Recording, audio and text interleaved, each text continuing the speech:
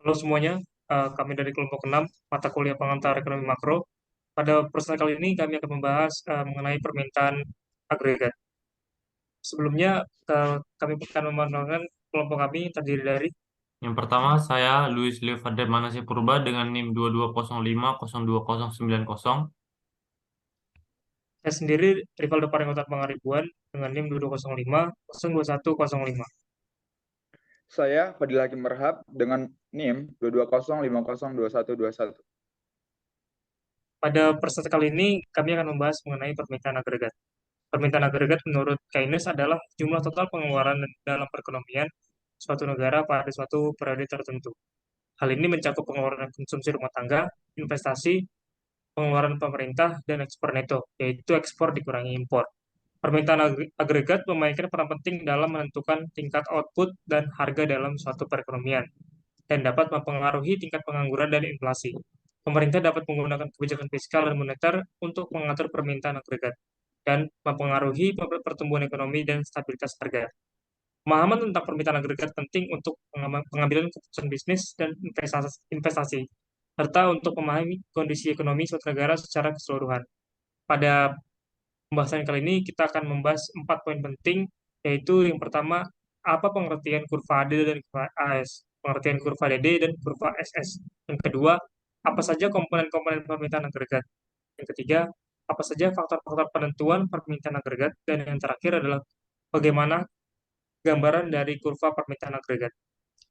Untuk poin yang pertama, apa untuk poin yang pertama akan dilanjutkan oleh rekan saya, yaitu Luis Purba. Untuk Luis Purba, saya persilakan. Terima kasih atas kesempatan yang diberikan kepada saya. Sekarang saya akan menjelaskan pengertian kurva AD dan AS dan pengertian kurva DD dan SS. Kurva AD atau aggregate demand. Aggregate demand atau AD adalah hubungan antara tingkat harga agregat dengan jumlah output yang diminta. Dengan kata lain, kurva permintaan agregat menyatakan jumlah barang dan jasa yang ingin dibeli orang pada setiap tingkat harganya. Kurva permintaan agregat sangat penting dalam analisis makroekonomi karena mempengaruhi tingkat output dan tingkat harga dalam perekonomian secara keseluruhan.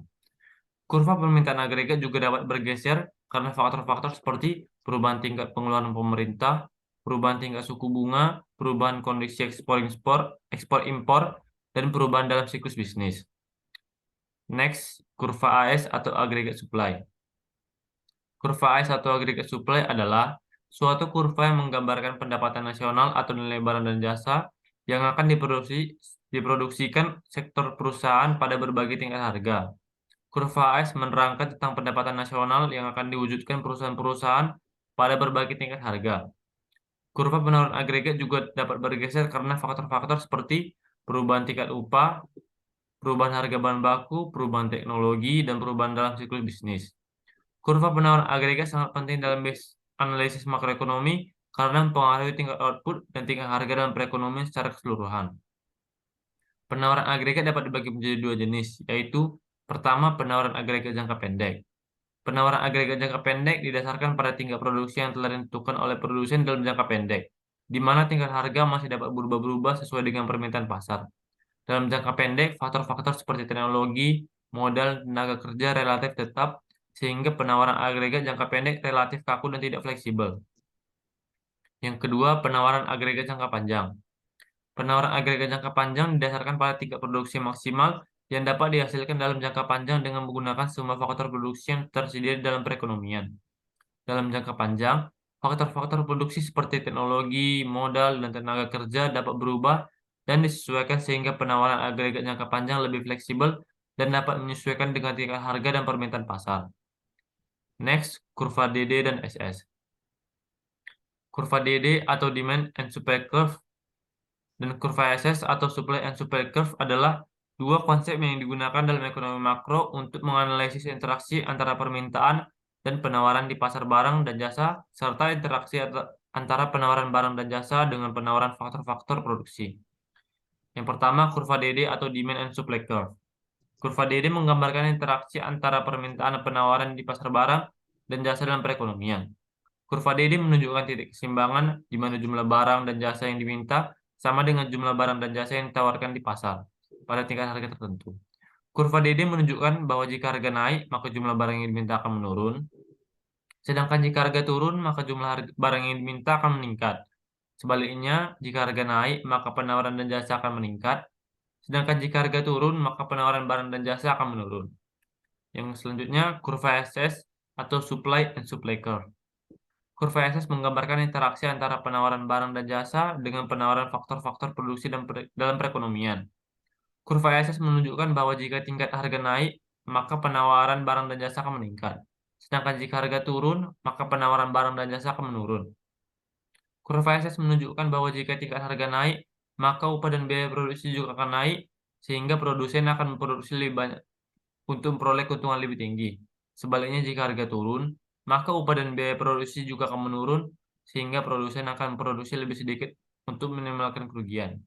Kesimpulan dari kurva DD dan kurva SS ialah kurva DD dan kurva SS digunakan untuk menganalisis perubahan dalam permintaan dan penawaran di pasar barang dan jasa, serta dalam faktor-faktor produksi yang mempengaruhi penawaran barang dan jasa. Dalam interaksi antara kurva DD dan kurva SS, titik keseimbangan dikenal sebagai titik equilibrium dapat ditentukan di mana permintaan dan penawaran sama.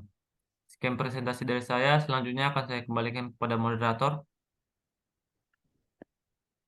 Oke, selanjutnya poin yang kedua akan saya bawakan, yaitu poin kedua, komponen-komponen permintaan agregat.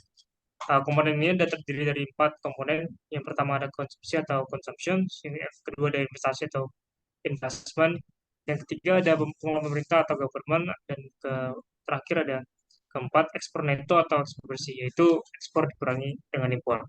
Yang pertama ada konsumsi. Konsumsi adalah salah satu komponen penting dalam permintaan agregat yang mewakili belanja konsumen untuk barang dan jasa.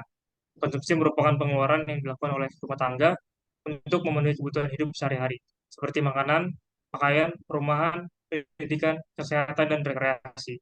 Dalam konteks permintaan agregat, konsumsi dianggap sebagai komponen utama karena berkontribusi pada sebagian besar pengeluaran agregat. Dalam keadaan normal, semakin tinggi tingkat pendapatan konsumen, maka semakin besar kemungkinan mereka untuk melakukan konsumsi. Oleh karena itu, kebijakan ekonomi yang bertujuan untuk meningkatkan konsumsi, seperti pengurangan pajak atau peningkatan subsidi, dapat meningkatkan permintaan agregat dan mendorong pertumbuhan ekonomi. Yang kedua, ada investasi. Investasi adalah komponen penting lainnya dalam permintaan agregat, yang mewakili belanja modal oleh perusahaan untuk meningkatkan produksi dan meningkatkan keuntungan. Investasi dapat dilakukan dalam bentuk pembelian mesin dan peralatan, pengembangan produk, perluasan pabrik, akuisisi perusahaan lain, dan investasi keuangan, seperti saham dan obligasi. Kemudian, investasi ini adalah komponen penting dalam permintaan agregat karena dapat mempengaruhi tingkat produksi dan pertumbuhan ekonomi. Jika perusahaan melakukan investasi, mereka dapat meningkatkan kemampuan mereka untuk memproduksi lebih banyak barang dan jasa yang pada gilirannya uh, dapat meningkatkan output nasional. Selain itu, investasi juga dapat meningkatkan penciptakan lapangan kerja baru, menghasilkan pendapatan bagi pekerja, dan meningkatkan belanja konsumen. Kemudian ada pengelolaan pemerintah. Pengelolaan pemerintah adalah komponen lain dari permintaan agregat yang mewakili total belanja pemerintah untuk barang dan jasa, seperti infrastruktur, pendidikan, kesehatan, pertahanan, dan program sosial. Pengeluaran pemerintah dapat berasal dari pendapatan pajak atau pinjaman. Pengeluaran pemerintah ini juga memiliki pengaruh penting pada perekonomian. Jika pemerintah membelanjakan lebih banyak uang pada proyek-proyek infrastruktur dan program-program sosial, hal ini dapat meningkatkan permintaan terhadap barang dan jasa, dan secara tidak langsung meningkatkan pendapatan dan keuntungan perusahaan, sehingga mendorong pertumbuhan ekonomi. Selain itu, pengelolaan pemerintah juga dapat menciptakan lapangan kerja dan membantu mengurangi tingkat pengangguran. Yang terakhir ada ekspor neto atau ekspor bersih. Ekspor neto adalah komponen dalam permintaan agregat yang mencakup selisih antara ekspor dengan impor. Ini mencerminkan bagaimana kegiatan perdagangan internasional dapat mempengaruhi perekonomian suatu negara. Jika nilai ekspor lebih besar daripada nilai impor, maka ekspor neto bernilai positif. Namun, jika nilai impor lebih besar daripada nilai ekspor, maka ekspor neto bernilai negatif. Ekspor neto dapat mempengaruhi permintaan agregat dalam dua cara. Yang cara pertama yaitu jika ekspor lebih besar daripada impor, maka akan ada peningkatan permintaan terhadap produk-produk domestik. Hal ini karena ekspor menambah permintaan terhadap produk-produk domestik, sementara impor mengurangi permintaan terhadap produk domestik. Dalam hal ini, ekspor neto berkontribusi positif pada permintaan agregat. Yang kedua, atau cara kedua adalah jika impor lebih besar daripada ekspor, maka akan ada peningkatan permintaan terhadap produk impor.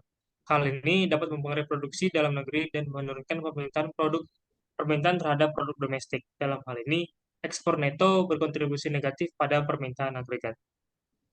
Oleh karena itu, ekspor neto dapat memiliki dampak yang signifikan pada perekonomian kebijakan perdagangan, seperti subsidi ekspor atau pengenaan biaya masuk terhadap impor, dan dapat mempengaruhi nilai ekspor neto dan berdampak pada permintaan agregat.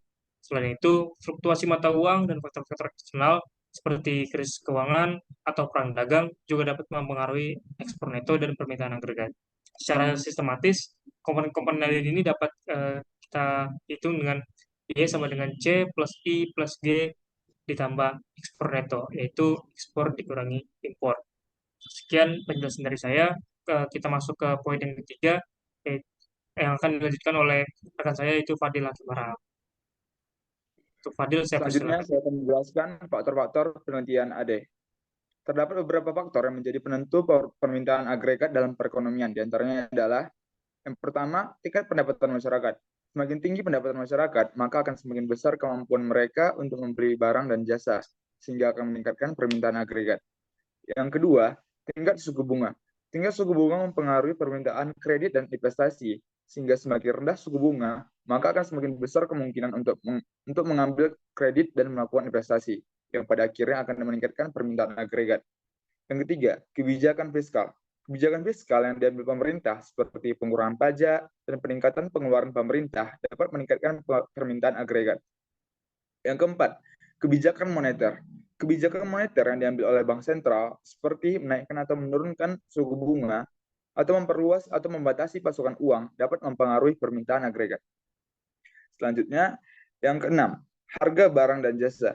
Harga barang dan jasa juga mempengaruhi permintaan agregat, di mana semakin tinggi harga barang dan jasa, maka akan semakin rendah permintaan agregat. Yang ketujuh, tingkat kepercayaan konsumen. Tingkat kepercayaan konsumen terhadap kondisi perekonomian juga mempengaruhi permintaan agregat. Jika konsumen merasa optimis tentang masa depan perekonomian, maka akan cenderung meningkatkan konsumsi dan investasi, sehingga dapat meningkatkan permintaan agregat. Selanjutnya, tingkat ekspor dan impor. Tingkat ekspor dan impor juga mempengaruhi permintaan agregat, di mana semakin besar ekspor neto suatu negara, maka akan semakin besar perekonomian agregat. Yang terakhir, faktor sosial dan politik.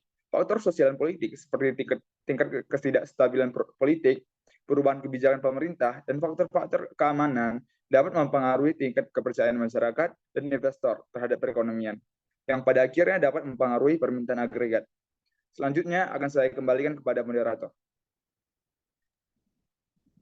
Pembahasan selanjutnya adalah poin keempat, yaitu gambaran dari kurva permintaan agregat. Secara singkat, ada konsep IS dan LM. Yang kita tahu yaitu peningkatan harga atau P akan mengurangi level income atau Y. Semakin tinggi harga, semakin mengurangi besaran supply of real money balance atau mengurangi M atau P. Berkurangnya M atau P akan menggeser kurva M ke kiri secara sejajar, diikuti dengan kenaikan equilibrium, tingkat suku bunga dan penurunan equilibrium income. Nah, pada gambar satu ini kita bisa lihat bahwa gambar satu menunjukkan kenaikan level harga dari P1 ke P2 yang akan menurunkan real money balance atau mengurangi pendapatan, yaitu dari Y1 ke Y2. Sekaligus menggeser kurva LM ke kiri sejajar dari LM1 ke LM2, yaitu LM yang berwarna biru akan bergeser ke LM yang berwarna merah. Nah, perubahan level income pada kurva ISDLM yang berasal dari perubahan harga akan diprediksikan melalui perubahan equilibrium pada kurva aggregate demand. Maka dari gambar 2 ini kita bisa lihat bahwa gambar 2 ini menunjukkan kurva permintaan agregat yang terbentuk sebagai hasil dari relasi antara level harga atau P dengan income, yaitu Y, di mana semakin tinggi level harga mengakibatkan penurunan level income. Jadi ketika P1 naik ke P2, maka ini akan mengakibatkan level income atau Y1 akan turun ke Y2. Selanjutnya, kebijakan fiskal. Kebijakan fiskal pada permintaan agregat dapat kita jelaskan jika diumpamakan terjadi peningkatan belanja pemerintah atau pengurangan pajak. Hal ini akan mendorong kenaikan income dan bergeser kurva IS ke kanan secara sejajar. Selanjutnya diikuti dengan pergeseran kurva AD ke kanan secara sejajar. Nah, dari gambar 3 kita bisa lihat. Gambar 3 ini menjelaskan bahwa pada tingkat harga tertentu, yaitu kita lihat kita satu, kebijakan fiskal ini dapat meningkatkan level income dari Y1 ke Y3, sekaligus mendorong pergeseran kurva IS ke kanan secara sejajar dari IS1 ke IS2. Yang kita bisa lihat IS1 itu berwarna hijau dan IS2 ini warna orange. Nah, kemudian hal tersebut juga pada kira tercermin pada pergeseran kurva AD secara sejajar dari AD1 ke AD2, yaitu AD yang berwarna merah pada gambar 4, kemudian bergeser ke AD yang berwarna ungu. Kemudian selanjutnya ada kebijakan moneter. Kebijakan moneter pada kurva permintaan agregat eh, bisa kita lihat pada gambar 5 dan gambar 6. Gambar 5, pada level harga tertentu P1, kebijakan moneter ini akan mendorong peningkatan pendapatan sehingga meningkatkan level income atau pendapatan tersebut yang uh, dari Y1 ke Y4. Kita bisa lihat dari gambar 5. Nah, sekaligus menggeser kurva LM ke kanan secara sejajar dari LM1 ke LM2, di mana LM1 itu berwarna biru, kemudian berpindah atau bergeser ke LM2 yang berwarna ungu. Nah, hal ini akan tercermin pada pergeseran kurva permintaan agregat dari AD ke 1 ke AD2, yang bisa kita lihat pada gambar 6. Dari AD1 itu gambar kurva yang berwarna merah akan bergeser ke kurva yang berwarna biru atau ungu tersebut. Nah, perubahan level income di kurva ISLM pada tingkat harga tertentu dipresentasikan melalui pergerakan pergeseran pada kurva AD secara sejajar. Dari pemahaman di atas dapat disimpulkan jika model ISLM ini bisa digunakan untuk menjelaskan model ekonomi jangka pendek maupun jangka panjang. Nah, berikut tadi adalah gambaran dari kurva permintaan agregat. Yang pertama adalah model ISLM, kita bisa menggunakan ISLM untuk menunjukkan permintaan agregat. Kemudian ada kurva permintaan agregat pada kebijakan fiskal, kemudian ada kurva permintaan agregat pada kebijakan moneter. Poin keempat tadi sekaligus mengakhiri presentasi pada kali ini. Nah, kesimpulan yang bisa kelompok kami dapat adalah permintaan agregat ini adalah konsep kunci dalam ekonomi Keynesian. Dalam konsep ini, pemerintah berusaha untuk merangsang permintaan agregat untuk memastikan lapangan pekerjaan penuh atau full employment. Permintaan agregat merupakan faktor penting dalam menentukan tingkat produksi, tingkat harga, dan pertumbuhan ekonomi secara keseluruhan. Permintaan agregat mencerminkan jumlah keseluruhan barang dan jasa yang diminta oleh konsumen, perusahaan, dan pemerintah dalam suatu perekonomian pada suatu waktu tertentu. Selain itu, permintaan agregat juga dapat mempengaruhi tingkat harga dan pemahaman yang baik tentang permintaan agregat sangat penting bagi pemerintah dan mengambil kebijakan ekonomi untuk mengoptimalkan pertumbuhan ekonomi dan stabilitas harga dalam perekonomian. Demikian presentasi dari kelompok kami, kelompok 6. Kurang lebihnya mohon maaf, kami mengucapkan terima kasih.